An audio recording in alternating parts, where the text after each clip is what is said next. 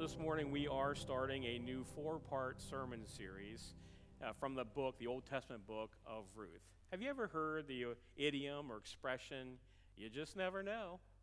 Have you ever heard that before? Someone say that to you. You just never know what will happen. You just never know how it'll turn out. With that idiom, it's interesting, it often indicates for us like a period of uncertainty or things that we don't know or doubt causes our mind regarding us, to say what will happen in the future. Yet, and this is kind of the neat thing about this idiom, yet, in the same time, this idiom seems to suggest there is hope that things will turn out. So through this book, the Old Testament book of Ruth, we're going to look at and use it as our idiom or expression. You just never know because of the uncertainty that happens in this story, but yet there is this hope that God will work everything out. His redemptive plan, also his message of hope.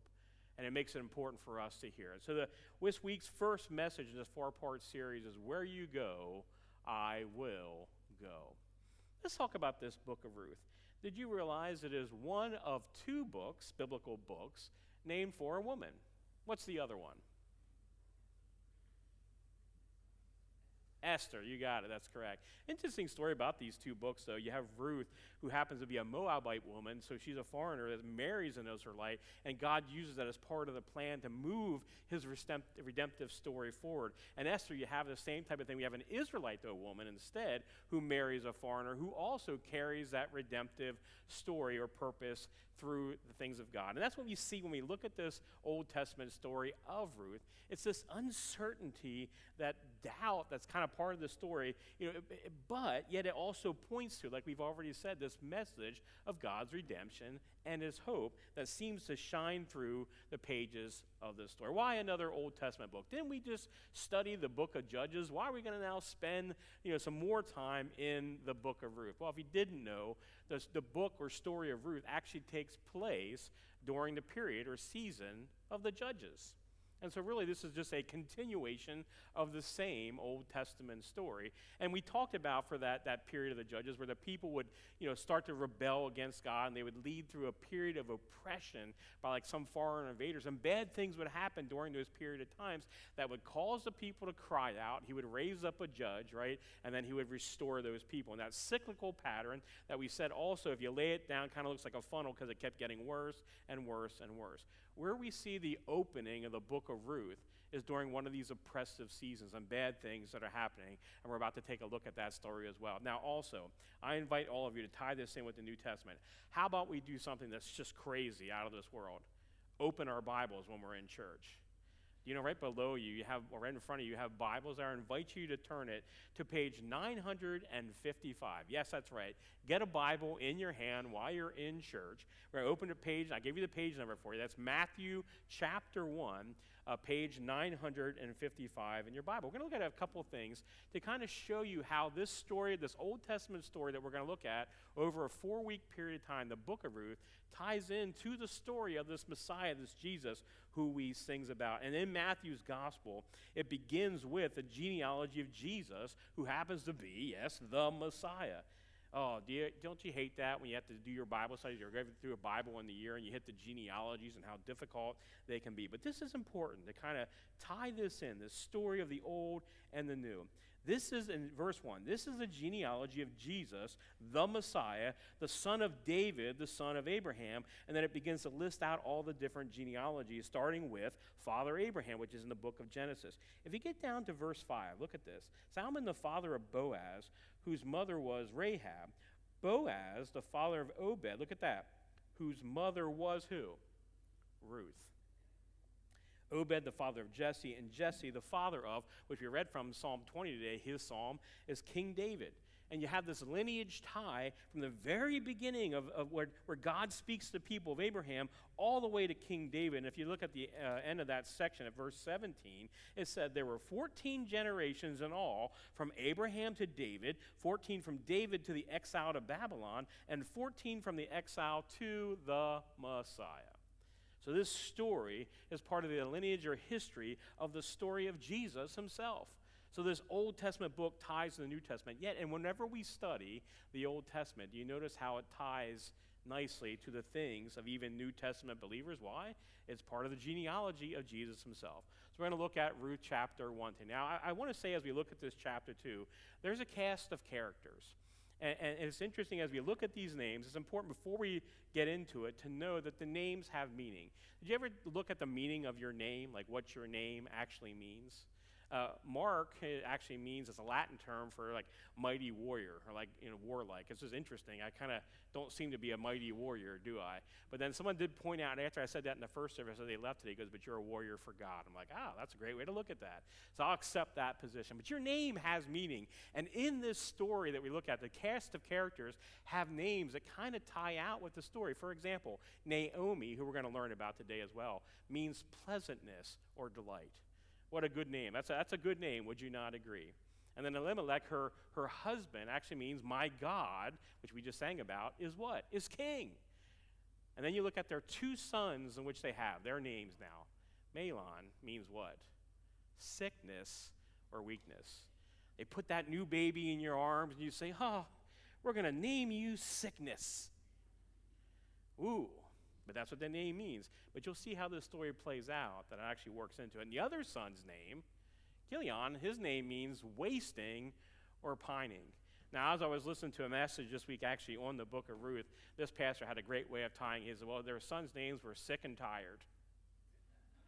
Right? Keep that in mind as we look at our story today as it kind of ties in. Then we actually get to our characters that we're looking at today, Ruth.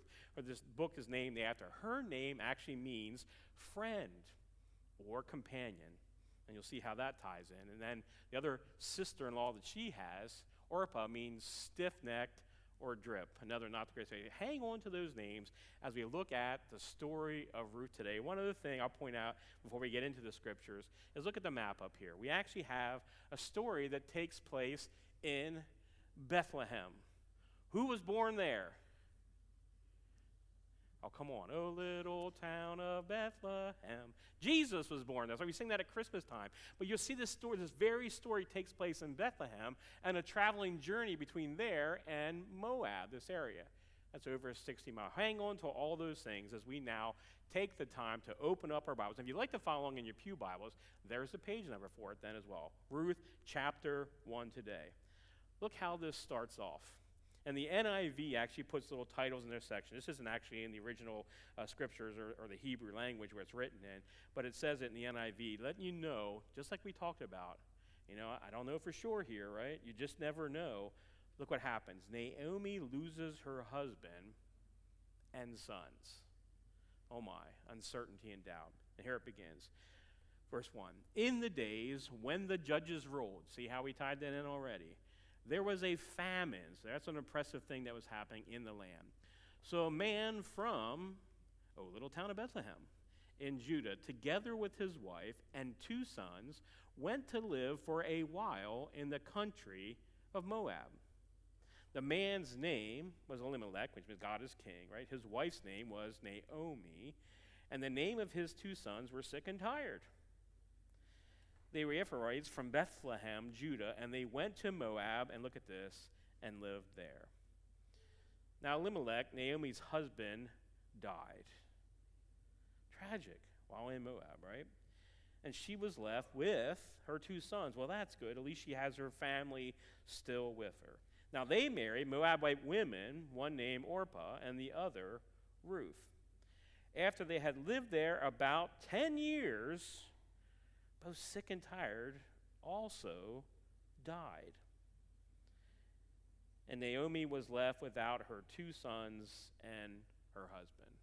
Do you see already on this story? This is not a good start. There's great uncertainty. There's fear. There's doubt. The loss of a husband in this story. But it goes on. Naomi and Ruth returned to Bethlehem. Now, when Naomi heard in Moab that the Lord had come to the aid of his people by providing food for them, so that means the season of oppression is ending. Maybe it's now repentance and they're coming back. The Lord is now providing for them. She and her daughters-in-law prepared to return home from there.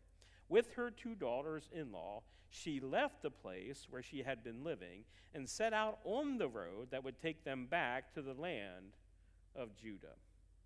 Then Naomi said to her two daughter-in-laws, Go back, each of you, to your mother's home. May the Lord show you kindness as you have shown kindness to your dead husbands and to me. May the Lord grant that each of you will rest in the home of another husband." Then she kissed them goodbye, and they wept aloud and said to her, "We will go back with you to your people." But Naomi said, "Return home, my daughters. Why would you come with me? Am I going to have any more sons who could become your husbands?" Isn't that weird?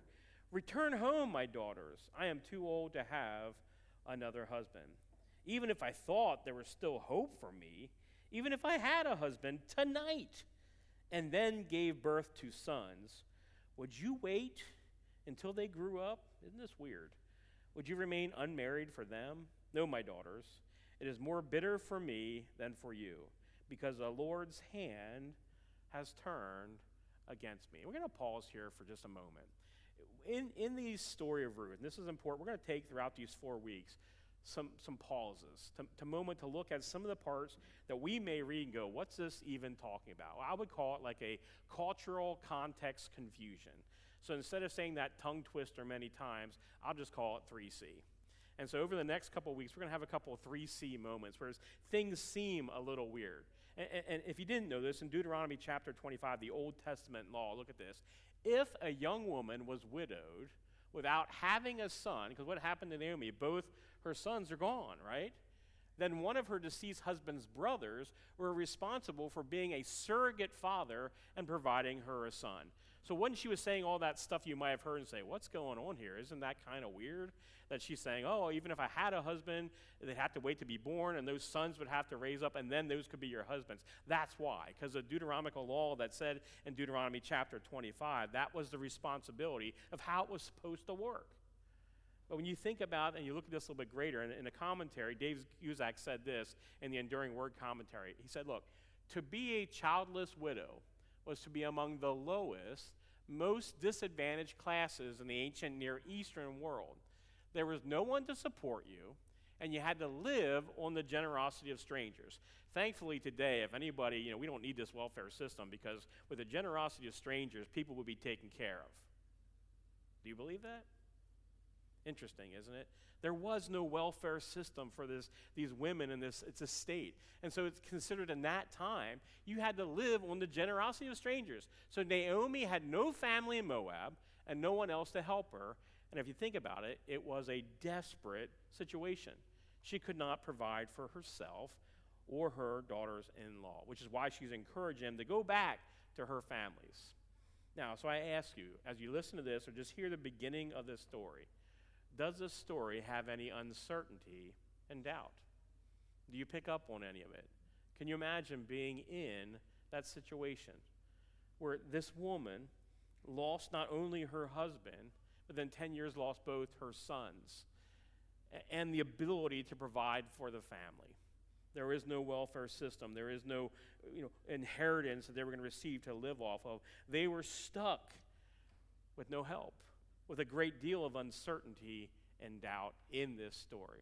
Now, I want you to pull yourself into this story, because it's a first pondering question to ask ourselves today is, how do you respond? How do we respond when uncertainty comes our way, or in doubt, or fear? How do we conduct ourselves when bad things happen in our lives? It's worth looking at a little greater detail of the story. And it's interesting, if you didn't notice, the choice was given to both, daughters-in-law. Didn't they see that? They were given a choice. Go back. Stay with your families in Moab and the little g gods that you worship. Stay with them. Don't come with me, Naomi says to them. And to give a quote from a former president's wife, Eleanor Roosevelt, another famous woman, I would say this: one's philosophy is not best expressed in words. It is expressed in the choices one makes. In the long run, we shape our lives and we shape ourselves. The process never ends until, look at this, we die.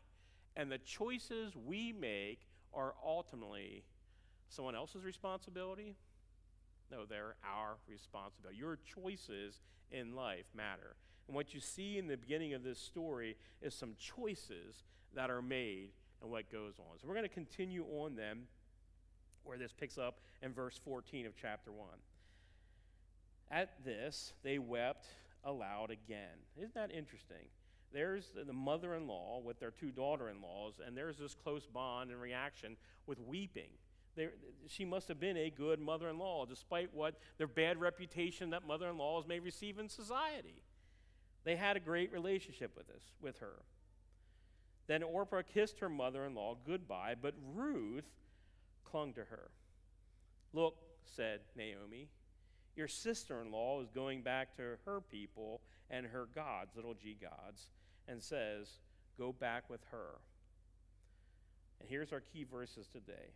But Ruth replied, "Don't urge me to leave you or to turn back from you." And then she says, "Where you go, I will go, and where you stay, I will stay. Your people will be my people, and your God, my God.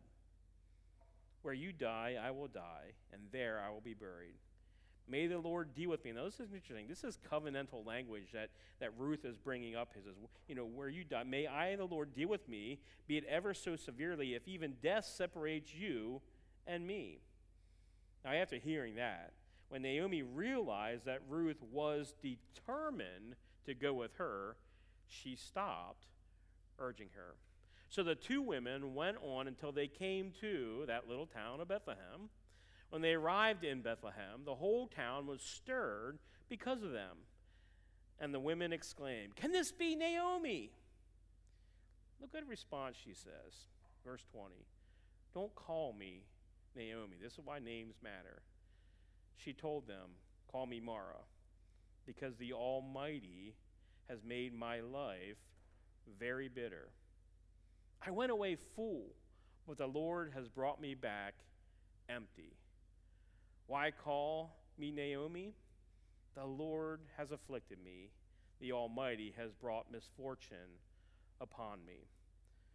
So close out this chapter, one verse. "And Naomi returned from Moab, accompanied by Ruth, the Moab, her daughter-in-law, arriving in Bethlehem as the barley harvest was beginning." And we'll pause right there. When you pick up on, if you didn't notice this, did you consider something that seems to be very important here, or that we should consider what's important? Did you say Naomi said, "I went away full in a famine"? In the beginning of our story, Naomi leaves with her husband and her two sons, but what's going on in the land? A famine. But yet she says when she comes back that I went away not empty, but full, because she had what was important to her. That was her family, her husband and her two sons. Yet, in the uncertainty and doubt and the problems of her life, she loses her husband and her two sons. And she comes back, which she says, empty and bitter. But consider what's important in your life today, or what you focus on. Is it the bread, or is it the bread of life? Is it your family that you consider important, or is it me making more money? What's important to you? Here's another pondering question. But how did Naomi live that caused Ruth to want to go with her? Do you ever think about this? Because you say that Naomi may have been struggling a little bit when she came back, probably because all the memories as she returned to Bethlehem came back to her heart. But how did she live her life when she was in Moab, that Ruth would give up everything she has to do what? To follow her. She was living a life worthy of God, was she not? Because Ruth cries out, "Wherever you go, I will go. I will follow you wherever. Where you die, I'll die. Your people will be my people, and your God will be my God." She had to be living a certain way, which even in, look at this, even in the midst of the uncertainty and doubt and fear and loss, she lived a life in which her daughter-in-laws, especially Ruth, said, "Wherever you go, I will go." And it's a question. I think if you're looking for something today to take away from this Old Testament story in your own life, what kind of faith did it take for Ruth to go with her? that she would say to her, looking at the life that she would have to give up everything that she had, her place as she was familiar with, and go follow this woman back to a land she has never been to. And I think that's something important in both those women, Naomi and also Ruth, today in our story to take with us as well. How much did she learn, by the way, on the way to Bethlehem? Now, I also heard in a sermon this week a pastor say, well, there was two women that were walking 60 miles. It was not a drive, it would take a couple of days, and I'm sure there was a lot of talking going on. And you don't want to take that in a wrong way, but in reality is, how much did Naomi speak into the life of Ruth as they traveled? As she wanted to learn more about her God and to live a life that she was living. I want to live like that in my life too.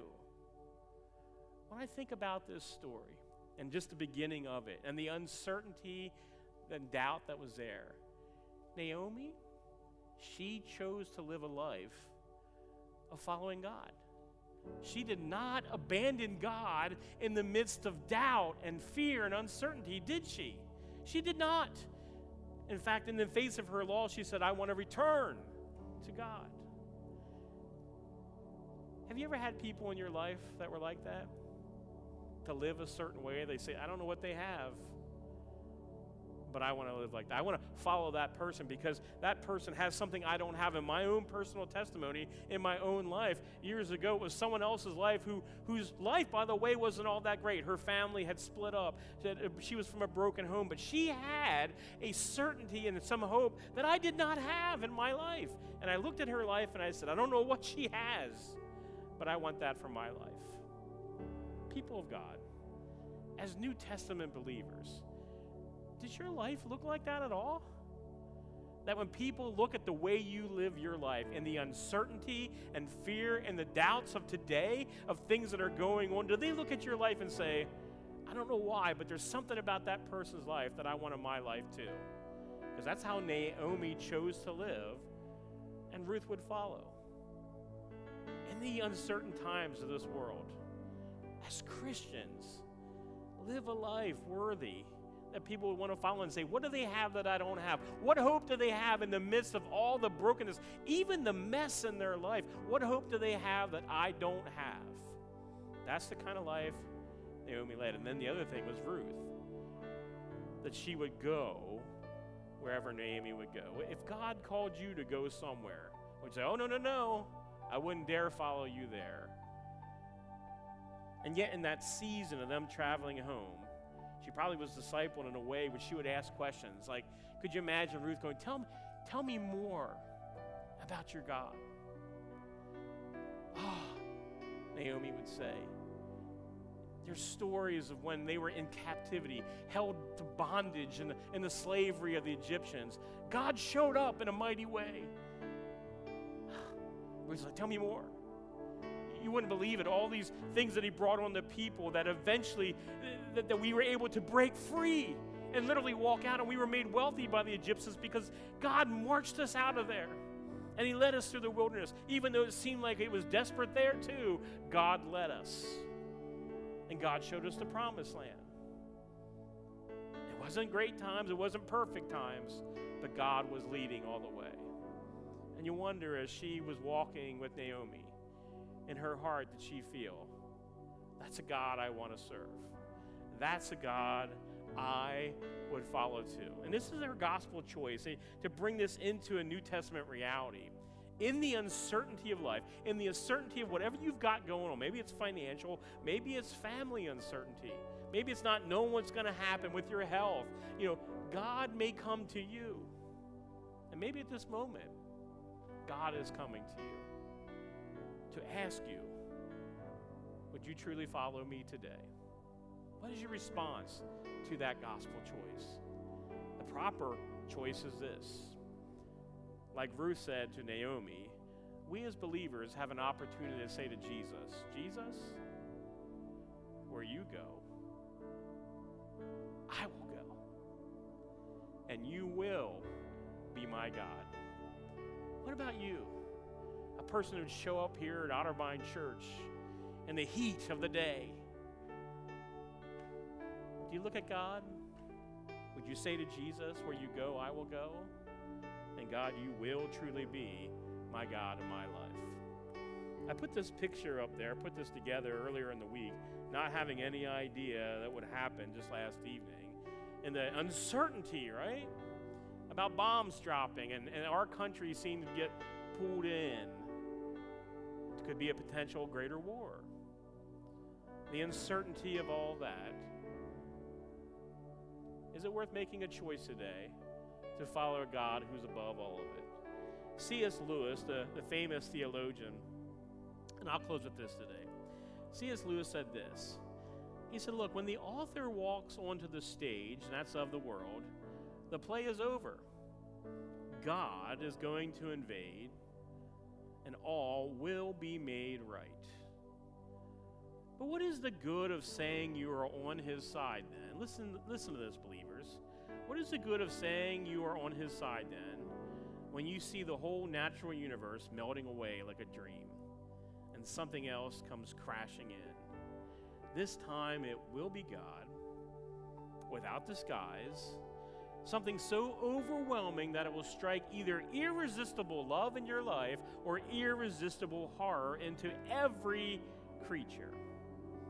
And C.S. Lewis goes on to say, it will be, listen to this, too late then to choose your side.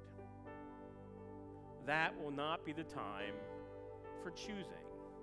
It will be the time when we discover which side we really have chosen, whether we realize it before or not. And he concludes with saying, now today, this moment is our chance to choose the right side. Unlike Naomi, who was telling Ruth, go back to your people, Ruth says, no, I will go where you go.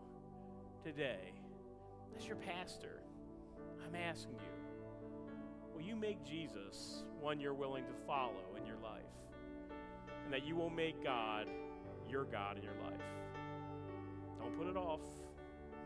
Don't wait any longer. Choose today, just like in our Old Testament story, you're in a moment in your life where God is asking you to choose. Will you follow him or follow the world? Will you pray with me, please? Father, I thank you for getting into this story. You just never know what will happen when you speak, oh Lord, because you can take a broken life, you can take a life that is full of uncertainty, full of doubt, and full of fear. And you can bring them to this moment today, this moment right now, where the invitation to follow you, to follow your son Jesus, and make that a story of the redemption of your life. God is willing to make anew, to start fresh, to wipe you clean of all your sin, and bring you to life and a hope that even in the midst of uncertainty, even in the midst of fear and doubt, you, Jesus, has made a way. And I pray for any heart today, I pray for any heart that you would solidify this, Lord, in your kingdom, that they will follow you. Where you go, Jesus, they will go. Where you stay, wherever you may be, Lord, let them be the Lord of their lives. And we ask all this in the precious name of our King Jesus.